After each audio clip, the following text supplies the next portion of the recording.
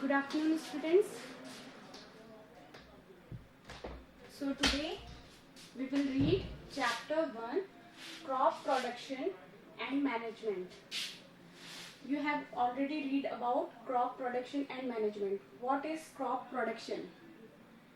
जैसे कि क्रॉप को ग्रो करना और फिर उसको किस तरह से हम मैनेज करेंगे कि उसका सही तरीके से डिस्ट्रीब्यूशन हो सके, सही तरीके से वो सभी जो पूरी कंट्री है हमारी वहाँ तक सारी पॉपुलेशन तक वो क्रॉप सही ढंग से पहुँच पाए।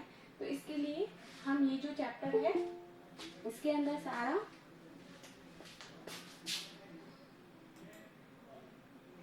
इसके अंदर हम इस चैप्टर में यही रीड करेंगे कि किस तरह से हम क्रॉप प्रोडक्शन कर सकते हैं और क्या क्या तरीके होंगे क्रॉप प्रोडक्शन के और किस तरह से हम उसको मैनेज करेंगे।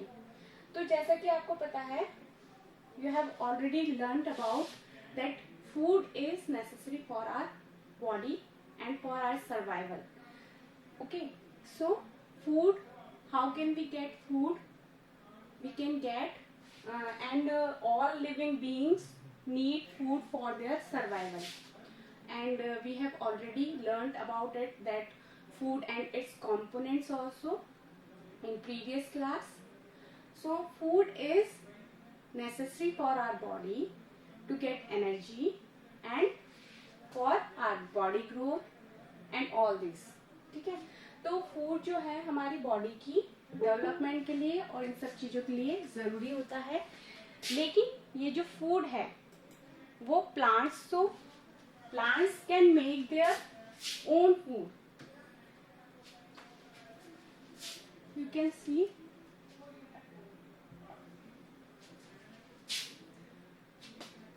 जो ग्रीन प्लांट्स हैं वो अपना फूड अपने आप बनाते हैं, बट जो एनिमल्स होते हैं, एनिमल्स जिसके अंदर ह्यूमन बींग्स भी आते हैं, वो अपना फूड खुद नहीं बनाते हैं। They do not make their own food. So from where they get their food? Where do animals get their food from? तो एनिमल्स को कहाँ से फूड मिलता है? From plants. एंड जो दूसरे एनिमल्स हैं, ह्यूमन बींग्स को जो फूड मिलता है वो प्लांट से मिलता है, और जो एनिमल प्रोडक्ट है उनसे फूड मिलता है। अच्छा, जो फूड है वो किसके लिए जरूरी होती है? फूड से हमें एनर्जी मिलती है ना, जो कि कोई भी ऑर्गेनिज्म जो है वो अपनी बॉडी के फंक्शंस को सही ढंग से चलाने के लिए, जैसे डाइजेशन है, क्या क्या फंक्शंस होते हैं बॉडी के?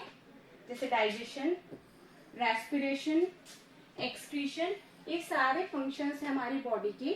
इन सबको सही ढंग से हमारी बॉडी किस तरह से फंक्शन कर पाए, इसलिए हमें एनर्जी की जरूरत होती है, और ये एनर्जी हमें कहाँ से मिलती है? फूड से मिलती है। इतना तो सभी को पता ही है ना। फूड एंड इट्स कंपोनेंट्स में हमने पिछले वाली क्लास में पढ़ा हुआ भी है कि जो फूड है हमें एनर्जी देता है, और ये जो एनर्जी होती है वो हमारी बॉडी के जो जितने भी फंक्शंस हैं उनको सही ढंग से करने के लिए हेल्प करती है। ठीक है,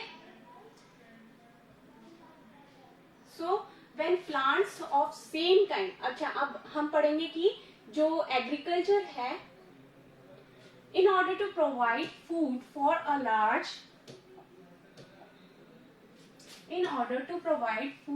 large population, regular production, proper management and distribution is necessary. अगर हमें हमारी जो पॉपुलेशन है, हमारी कंट्री की जो पॉपुलेशन है, उस तक सही ढंग से अगर हमें फूड प्रोवाइड करवाना है तो हमें क्या करना पड़ेगा कि जो भी हमारा प्रोडक्शन हो रहा है, जो भी हमारी क्रॉप उगा रहे हैं हम, उसका रेगुलर प्रोडक्शन होता रहे एक तो, और दूसरा है उसका प्रॉपर मैनेजमेंट हो, किस तरह से उसका रखरखाव होना चाहिए, किस तरह से हम उसको स्टोर करके रख सकते हैं, और फिर तीसरी बात है हमारा डिस्ट्रीब्यूशन, कि फूड का किस तरह से हम पूरी कंट्री में डिस्ट्रीब्यूशन कर सकते हैं। तो इन सब चीजों के लिए हमें पूरा मैनेज करके रखना होता है। अच्छा, नेक्स्ट है हमारा टॉपिक है एग्रीकल्चर प्रैक्टिसेस।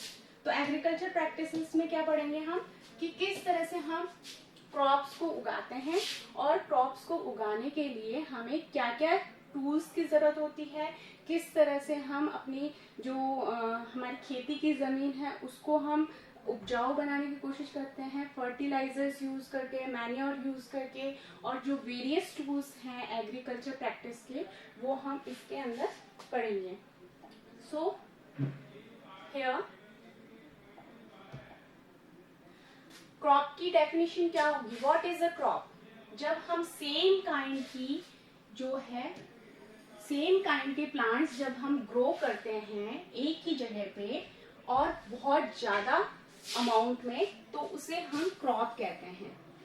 ठीक है.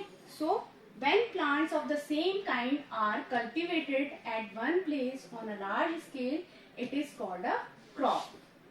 क्रॉप की ये डेफिनेशन है कि क्रॉप किसे कहेंगे. जब हम एक ही तरह के प्लांट्स लार्ज स्केल पे बड़ी सी जमीन पे अगर हम उगा रहे हैं सेम तरह के प्लांट, तो उसे हम क्रॉप कहेंगे. जैसे एग्जांपल हो गया हमारा, for example crop of what means that all the plants grown in a field are that of wheat. जैसे कि एक ही फील्ड पे एक ही खेत में हम व्हीट के प्लांट्स ग्रो कर रहे हैं, तो किसकी खेती कहलाएगी हमारी. अगर व्हीट के प्लांट्स उगा रहे हैं तो किसकी खेती कहलाएगी, कौन सी क्रॉप कहलाएगी. Crop of wheat. ठीक है, wheat crop. So you already know that crops are of different types like cereals, vegetables and fruits. आप जानते हैं कि जो crops हैं हमारी अलग अलग तरह की होती है. जैसे सीरियल्स हो गई. सीरियल्स मतलब जितनी भी हमारे अनाज हैं, जितने भी हमारे अनाज हैं वो हमारे सीरियल्स हो गए. जैसे वीट, मेज, बाजरा. ठीक है, तो ये सारे हमारे सीरियल्स हो गए. वेजिटेबल्स तो आपको पता ही होगा, जितनी भी सब्जियां हैं. और fruits, Apple, mango, papaya etcetera. Okay, fruits ये सारे हो गए. तो इस तरह से हमारी डिफरेंट डिफरेंट टाइप्स की क्रॉप्स होती हैं. These can be classified on the basis of the season in which they grow.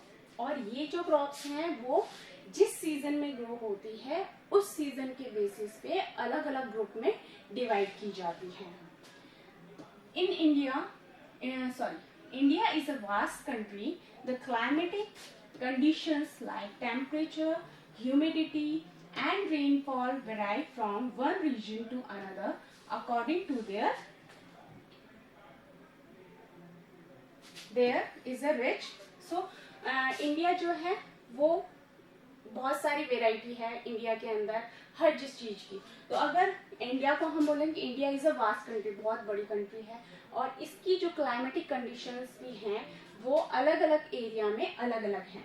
तो जैसे कि बेसिस हो गया हमारा, कैसे क्लाइमेटिक कंडीशन कैसी कि किसी जगह पे टेम्परेचर लो होता है, किसी में हाई होता है, कहीं पे ह्यूमिडिटी ज़्यादा है, कम है, किसी में मॉडरेट ह्यूमिडिटी है, या किसी एरिया में, इंडिया के किसी एरिया में रेनफॉल ज़्यादा होती है, कम होती है, या मॉडरेट होती है. तो इस तरह से एक जो एरिया है इंडिया का वो दूसरे एरिया से डिफरेंट होगा. जैसे नॉर्थ एरिया अलग हो गया, साउथ एरिया अलग हो गया.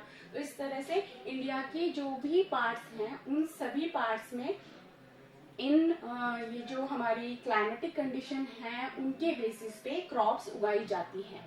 ठीक है, तो अब ये जो क्रॉप्स हैं वो हमारी कैसे हो गई, क्लाइमेटिक कंडीशन की वजह से कैसी हो गई, अलग अलग टाइप की हो गई. जैसे फर्स्ट है हमारी खरीफ क्रॉप. खरीफ क्रॉप हो गई हमारी फर्स्ट वाली. ठीक है, खरीफ क्रॉप कौन सी होती है, जो कि रेनी सीजन में उगाई जाती है, उनको हम खरीफ क्रॉप्स बोलते हैं.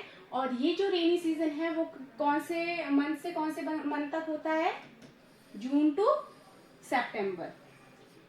You have to mark all this in your book also. Okay, mark this, underline कर लीजिए. खरीफ क्रॉप्स और कहाँ पे होती है, रेनी सीजन में. और रेनी सीजन कब से कब तक, जून से सितंबर तक. और इसके जो है एग्जाम्पल्स कौन जो हो गए हमारे, पैडी, मेज, सोयाबीन, ग्राउंडनट एंड कॉटन. ये सारी हमारी खरीफ क्रॉप्स हो गए हैं. ये खरीफ क्रॉप के हमारे एग्जाम्पल्स हो गए.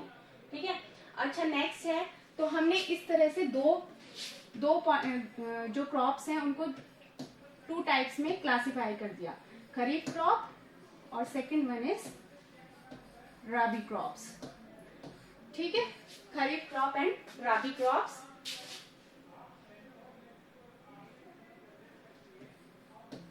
ठीक है, तो खरीफ क्रॉप कौन सी हो गई, जो कि रेनी सीजन में उगाई जाती है, और रेनी सीजन कब से कब तक, जून से सितंबर तक हम जो क्रॉप्स उगाते हैं, पैडी, मेज, सोयाबीन, ग्राउंडनट, ये सारे एग्जांपल्स हो गए खरीफ क्रॉप के। नेक्स्ट है हमारी राबी क्रॉप्स। राबी क्रॉप्स कौन सी होती हैं, राबी क्रॉप्स हो गई जो कि हमारी विंटर सीजन में उगाई जाती है, अक्टूबर से मार्च के बीच में जो उगाई जाती है। ठीक है, अक्टूबर से लेकर मार्च तक जो उगाई जाती है वो हमारी रबी क्रॉप्स है। और ये जो क्रॉप्स के एग्जांपल्स हम देख सकते हैं, जैसे कि वीट है, वीट, ग्राम, पी, मस्टर्ड, लिनसीड, ये सारे हमारे एग्जांपल्स हो गए रबी क्रॉप्स के। ठीक है, रबी क्रॉप हो गई। अब उसके बाद में है जैसे पल्सेस हैं, पल्सेस, वेजिटेबल्स, ये जो है वो समर सीजन में उगाई जाती है, क्योंकि एक तो हमारा हो गया रेनी सीजन, एक हो गया हमारा विंटर सीजन, और समर सीजन में हम बाकी जो पल्सेस हैं, वेजिटेबल्स हैं, बहुत तरह के वेजिटेबल्स वगैरह होते हैं, हमारे पल्सेस होती हैं, वो सारे हम समर सीजन में उगाते हैं। नेक्स्ट है basic practices of crop production.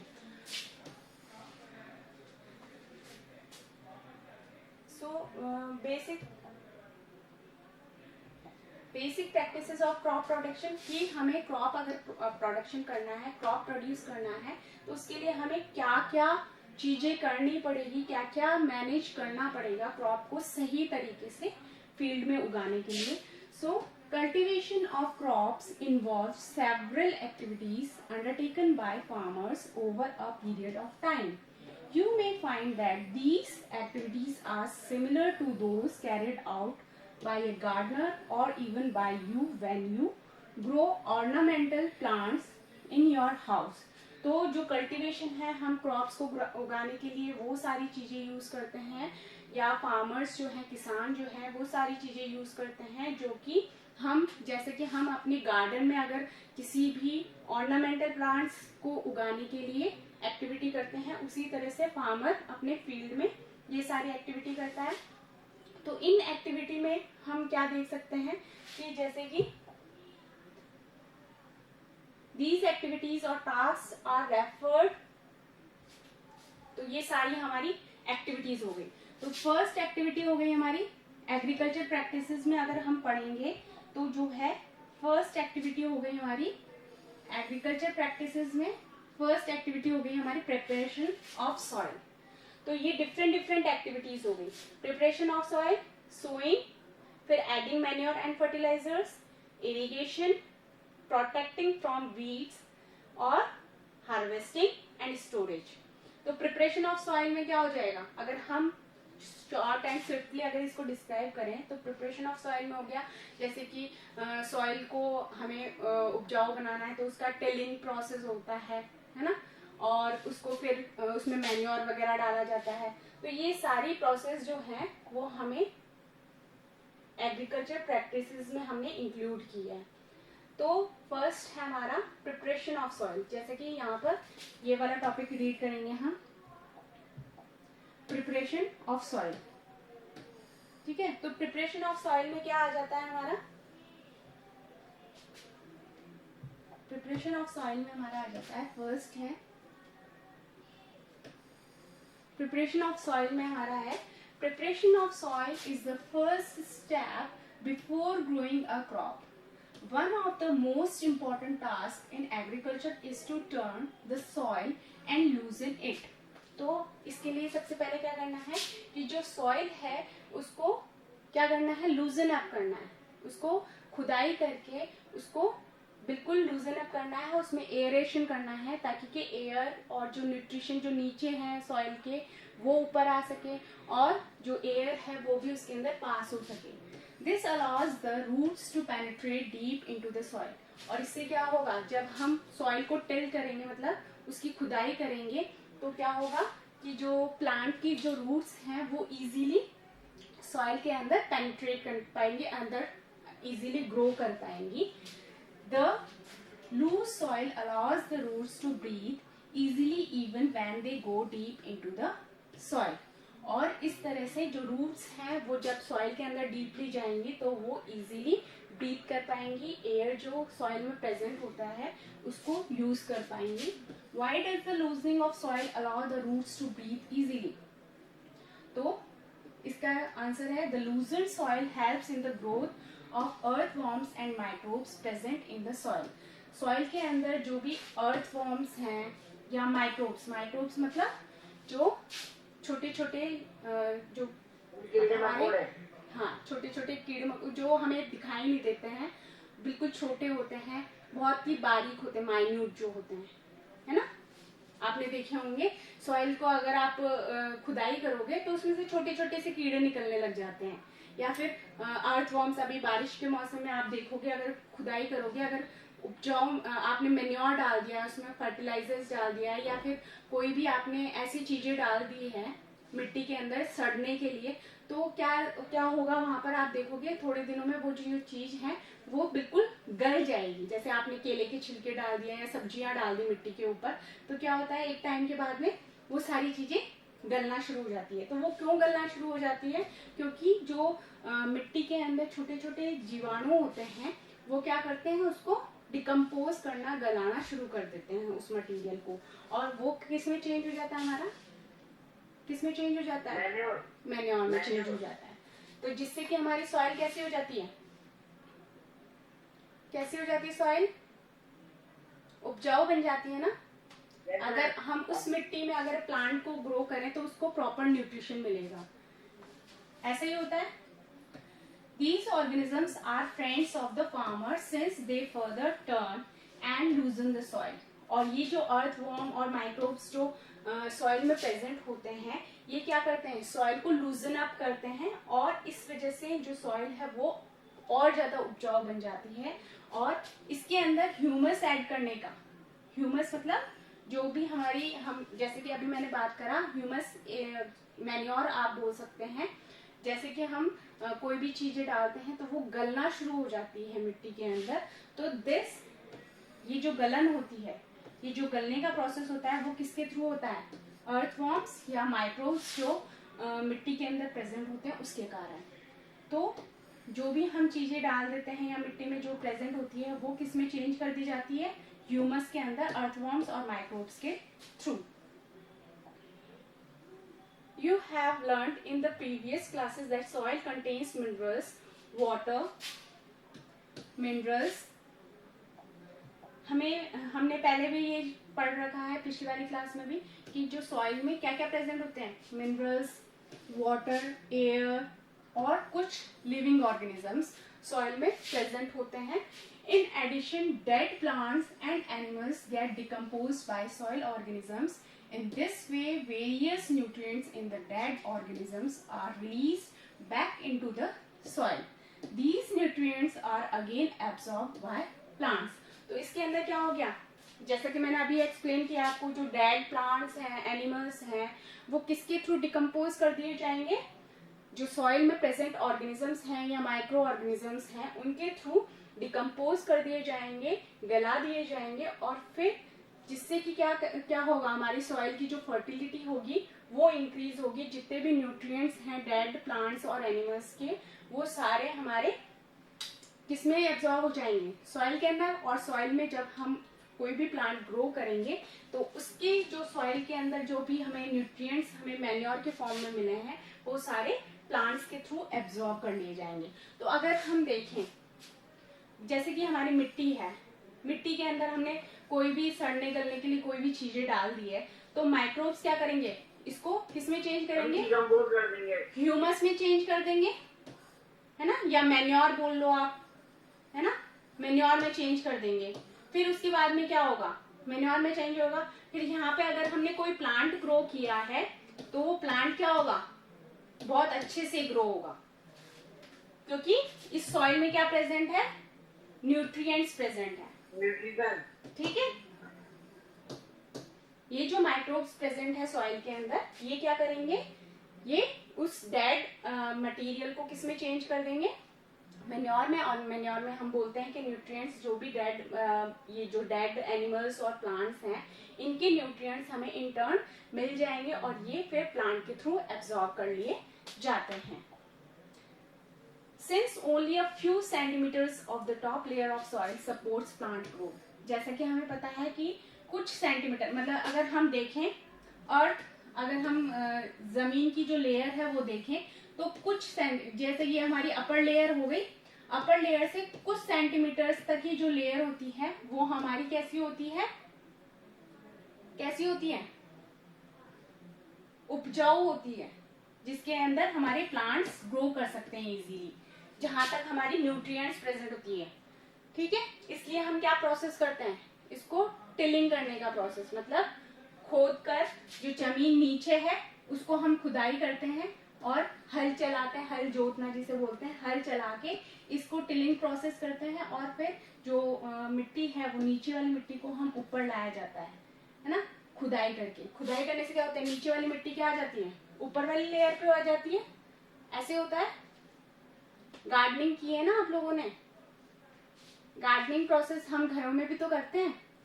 तो उसके अंदर हम जैसे गमले में अगर हमने गमले के अंदर हमने प्लांट कोई लगाया है तो हम क्या करते हैं, खुदाई करते हैं उसकी, है ना. तो इस तरह से जो है हम टिलिंग प्रोसेस करते हैं. और टिलिंग अगर हम प्रॉपर अगर डेफिनेशन पढ़ें टिलिंग की तो ये हो गई है हमारी, what is the proper definition of tilling? The process of loosening and turning of the soil is called tilling or ploughing.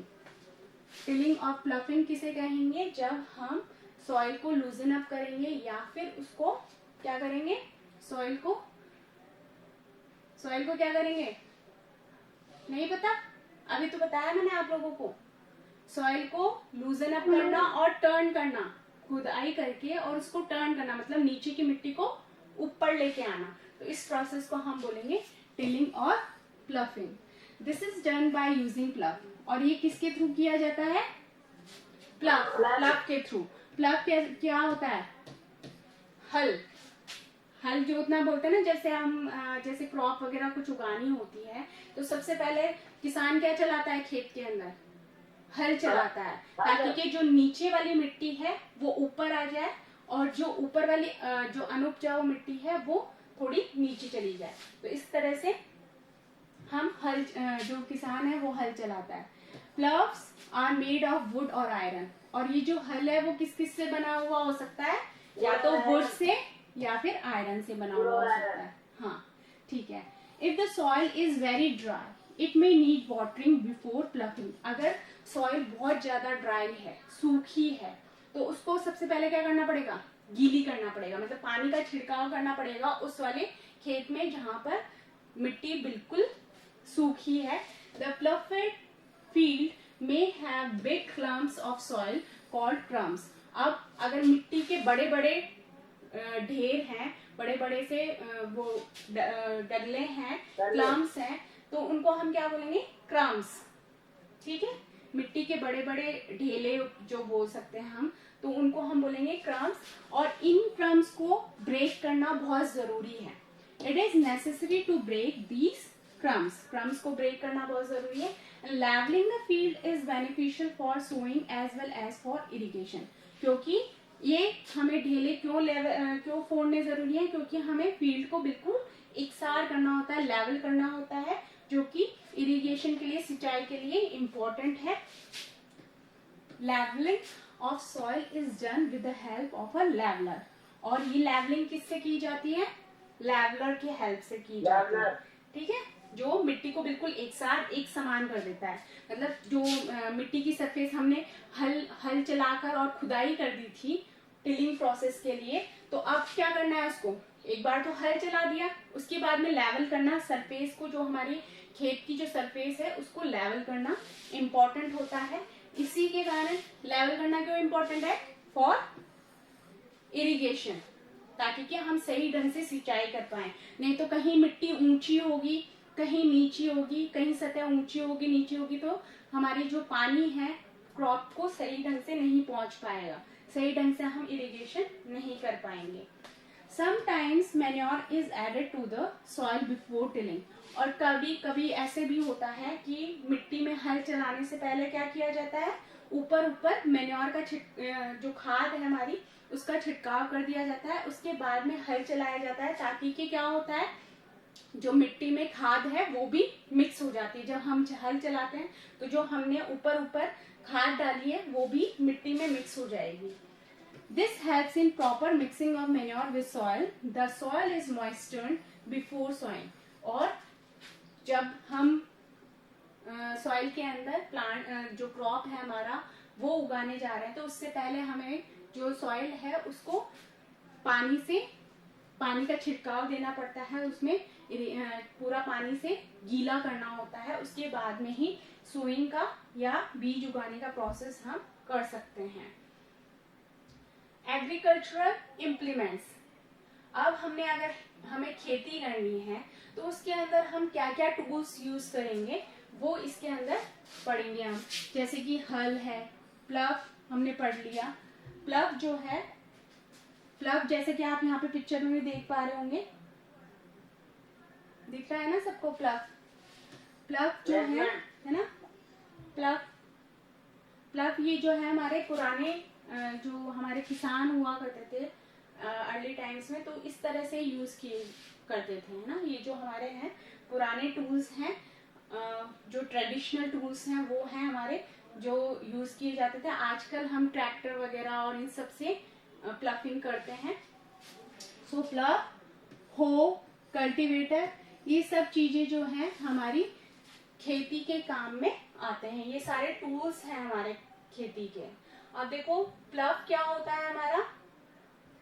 Plough आपको मैं ऐसे ही समझा देती हूँ। प्लव जो है वो इस तरह से एक शाफ्ट होती है, एक डंडी होती है ना, इस तरह से एक डंडी होती है जिसके आगे इस शेप में जो है लकड़ी का एक स्ट्रक्चर है जो लगा रहता है, और इसके नीचे जो है लोहे का निडल टाइप में जो है आयरन का फिटेड रहता है, जो बहुत ही शार्प होता है, जो कि मिट्टी को खोदने के काम में आता है।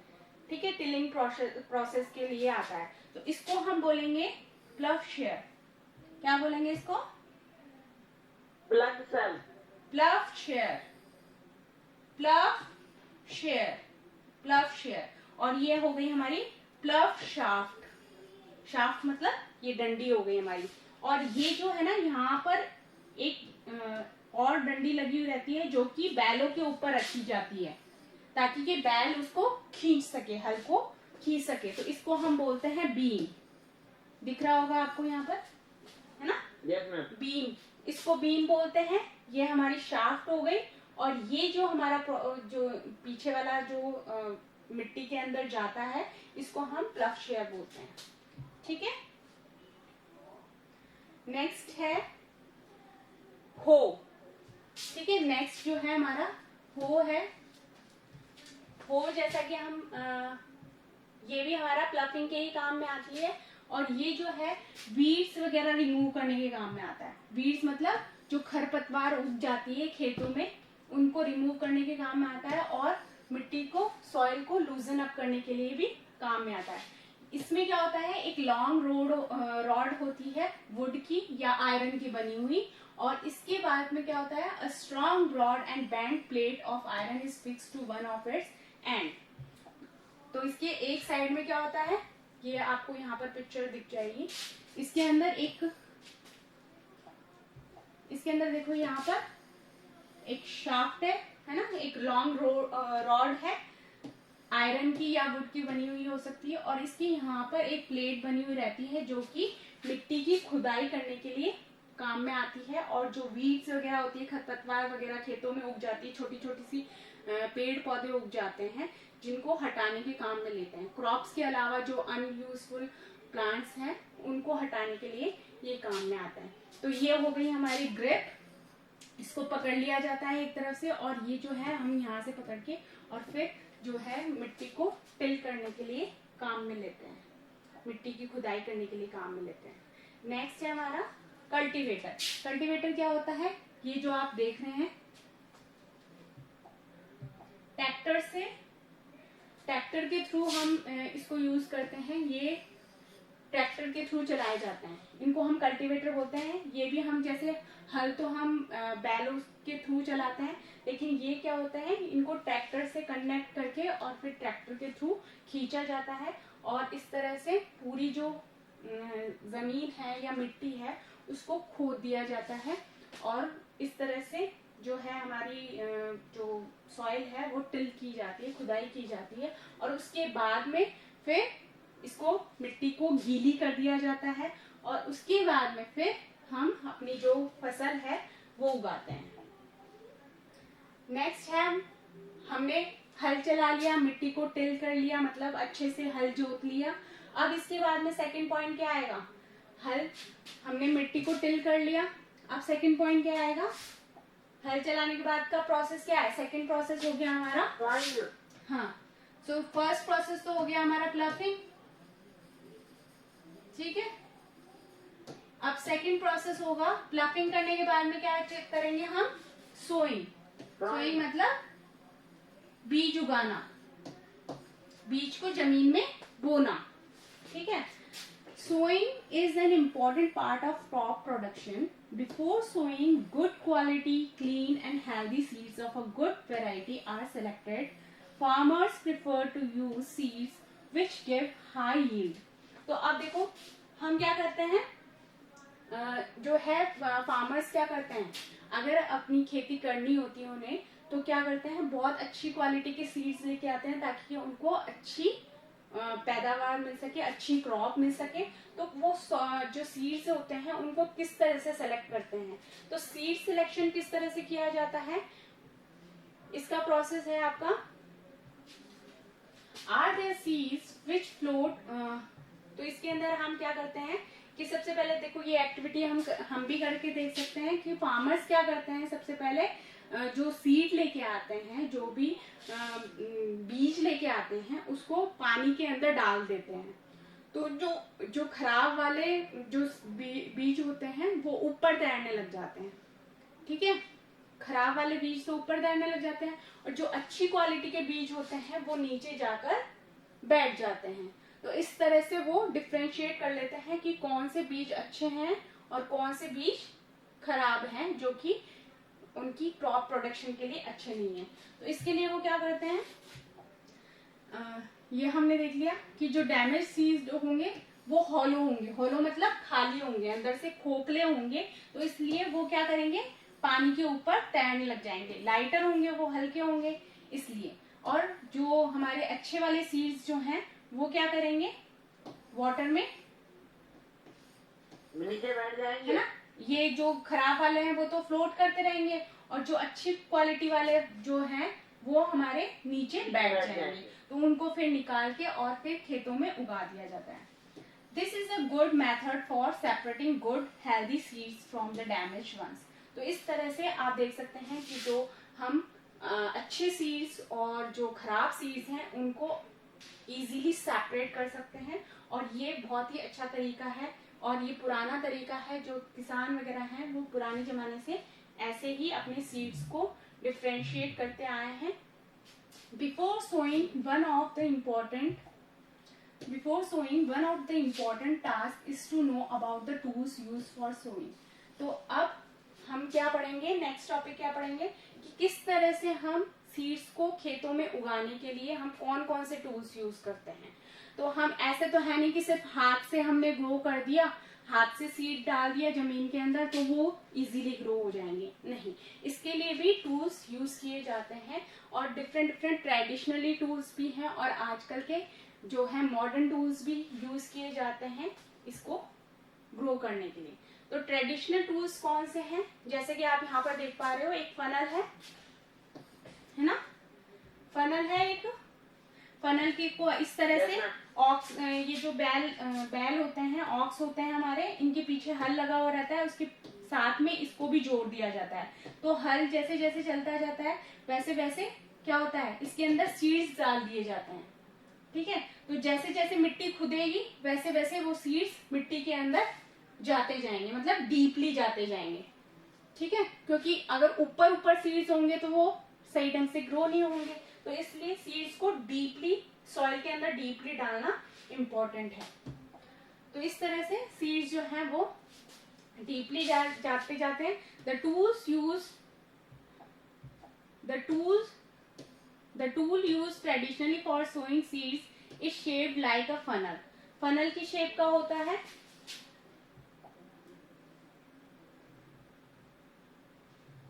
ठीक है, is it visible? Yes ma'am. ठीक है, तो ये जो है हमारा फनल की शेप का होता है, जो ट्रेडिशनल टूल यूज किया जाता है। And seeds are filled into the funnel, pass down through 2 or 3 pipes having sharp ends. तो यहाँ पर 2 या 3 पाइप्स होते हैं, उनके बहुत शार्प एंड्स होते हैं, जो कि मिट्टी के अंदर इजीली पेनिट्रेट कर सकते हैं, अंदर धस सकते हैं। These ends pierce into the soil and place seeds there. और वहां पर वो जैसे ही एंड्स मिट्टी के अंदर चलते जाएंगे, धसते जाएंगे, वैसे वैसे वो सीड्स अंदर अंदर डालते जाएंगे। ऊपर से इस तरह से प्रोसेस मैनुअली डाला जाता है, कोई मशीनरी नहीं है यहाँ पर, मैनुअली सीड्स को ऊपर से डाला जाता है और इस फनल के थ्रू अंदर मिट्टी के अंदर सीड्स को डाल दिया जाता है। नेक्स्ट हमारा जो मेथड है वो है सीड ड्रिल का। सीड ड्रिल कैसे? तो जैसे ये वाला आप मेथड देख सकते हो, ये क्या है, ये ट्रैक्टर और या फिर हमारे ट्रैक्टर के साथ में जोड़ के और फिर जो है सीड्स को उगाया जाता है खेतों में। Nowadays the seed drill is used for sowing with the help of tractors. This sows the seeds uniformly at equal distance and depth. तो ये जो है वो हमारा मैनुअली तो नहीं है, तो ये क्या है, ये बहुत ही अपडेटेड है। तो ये ट्रैक्टर्स के साथ में जोड़ दिया जाता है और फिर जैसे जैसे ट्रैक्टर मूव करता है तो इक्वल डिस्टेंस पे सीड जो है वो इक्वल डिस्टेंस पे ग्रो किया जाता है और अंदर डीपली ग्रो कर दिया जाता है। It ensures that seed get covered by the soil after sowing. और इसके बाद में क्या होता है, जब ये आगे आगे मूव करता जाता है, सीड अंदर जाते जाते हैं सॉइल के अंदर और पीछे से इसको कवर कर दिया जाता है, मिट्टी को बिल्कुल सीड को कवर कर दिया जाता है, मिट्टी को ऊपर डाल दिया जाता है। तो इस तरह से हमारा जो सीड ग्रो करने का या सीड उगाने का जो प्रोसेस है वो कंप्लीट हो जाता है। This protect seed from being eaten by birds. और जैसे ही मिट्टी से कवर कर दिया जाता है तो इससे जो सीड है वो कोई बर्ड वगैरह भी नहीं खा सकती है ना। कोई भी जानवर है वो क्या करेगा, अगर उसको सीड मिलेगा तो वो क्या करेगा, वो अपना खाना उसको समझ के और ले लेगा। ठीक है, तो अगर हम मिट्टी से कवर कर देंगे उस सीड को तो कोई भी बर्ड या कोई भी जानवर उसको नहीं वहां से हटा पाएगा और हमारा सीड इजीली ग्रो हो पाएगा। Sowing by using a seed drill saves time and labour. और ये हमारा मैनुअली नहीं है ना, ट्रैक्टर के थ्रू हम करते हैं, तो ये इससे क्या होगा, हमारा टाइम भी बचेगा और हमारी जो मेहनत है वो भी बचेगी। इजीली फटाफट से जो है हम जो सीड उगाने का काम है, खेती करने का काम है, वो इजीली कर पाएंगे।